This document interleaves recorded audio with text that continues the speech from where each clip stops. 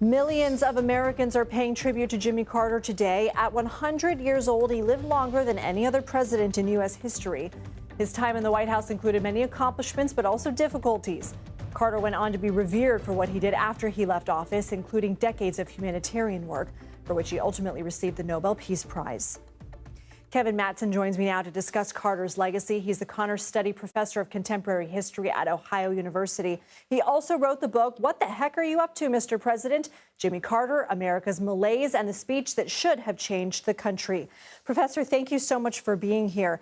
In the midst of the 1979 energy crisis, Carter delivered what became known by others, not by him, as the Malaise speech, in which he said that there was a crisis of the American spirit.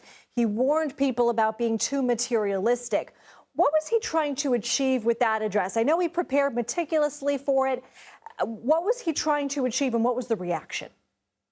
Well, I think he understood that something needed to be done about the energy crisis, but that this also had to be in light of kind of reassembling some sense of unity, some sense of people working together, kind of calling into question individual self-interest as the highest value, or as you pointed out, his kind of critique of the consumer culture that he thought was behind a lot of the events that were emanating at the time.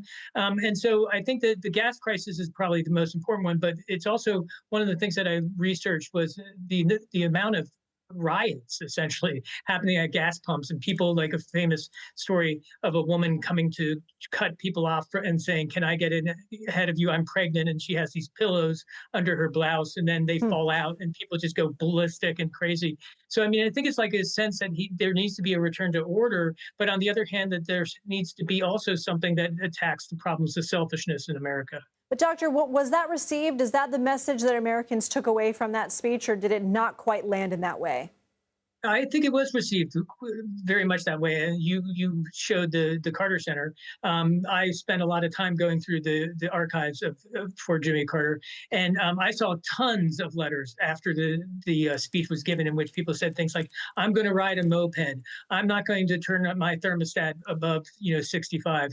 All these kinds of things that were coming about that people said, "We get behind you, we support you, and we want to do something to solve the problems that we have." So I think it actually did have an impact. The problem was that after he gave the speech, about 10 days later, he fired his entire cabinet. And that sent scare waves like crazy. So he took a good situation, and unfortunately, it turned out to be a bad situation. Well, Kevin Mattson, we appreciate your expertise in coming on to share that with us. Thank you. My pleasure. Thanks. Ernie Suggs joins us now. He's a reporter for the Atlanta Journal-Constitution. And Ernie, thank you for being here, because you wrote a really interesting piece that sort of chronicles Carter's relationship with the civil rights movement. And you point out that his lifespan from the Jim Crow South to the Black Lives Matter movement.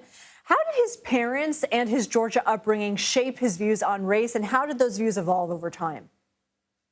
Well, I mean, his development and evolution on race is based a lot on where he came from, Plains, Georgia, based a lot on where he grew up, how he grew up, and amongst the people of which he grew up with. His parents lived on a farm. I just visited the farm this morning. And on that farm, he lived with about 25 Black families in that area, one of which was a woman named Rachel Clark. And Rachel Clark was a Black woman who, when the Carters, his parents would go out of town or go on vacation, Jimmy Carter stayed with Rachel Clark. Jimmy Carter always talked about in all of his books about how influential Rachel Clark was in his life. So his views on race, considering the fact that he was born in 1924, before the Depression, were always shaped by where he grew up and who, more importantly, who he grew up with. As a white man of prominence, from a prominent family in Plains, he was intertwined and grew up playing with Black kids, being raised by Black women. And I think that all kind of played a role in who he became and who he was. When you say who he became, how do you mean that specifically on his time in public life, both pre-presidency and in the White House? Well, I mean, I think one thing that your listeners should understand is that in 1954, when he had just gotten out of the Navy, he had come back home to take over his father's farm. And he was the only white business owner in town who was not a member of the Citizens Council. And he said he's not going to join. And the Citizens Council, a preacher, mind you, said, I will pay your $5 to join the Citizens Council. And he said, I'd rather flush my $5 down the toilet than give it to you guys, because that's just how I feel. But in 1970, when he ran for governor, he cozied up to Lester Maddox, who we all know is a white segregationist, a racist governor, former governor of Georgia. But I think he did that. And I think a lot of historians and scholars will say he did that for political expediency. When he won the governorship in 1970, he immediately told Lester Maddox, who was elected lieutenant governor, that, do not oppose me on anything. Do not oppose me on anything on race, or you will pay for it. He famously said during his inauguration speech that the days of discrimination are over. So immediately he used that racial cudgel to help him get elected, to help him get Lester Maddox's voters. But then he turned that around and showed, I think, who he really truly was. And as you can see, when he got to the White House, even before he got to the White House, when he was a governor, he installed a portrait of Martin Luther King Jr. He appointed more Black people in the Georgia state legislature government than any other previous governor. And as you know, when he became president, he appointed Patricia Harris to his cabinet. He appointed Andrew Young to be the first Black UN ambassador to the United Nations.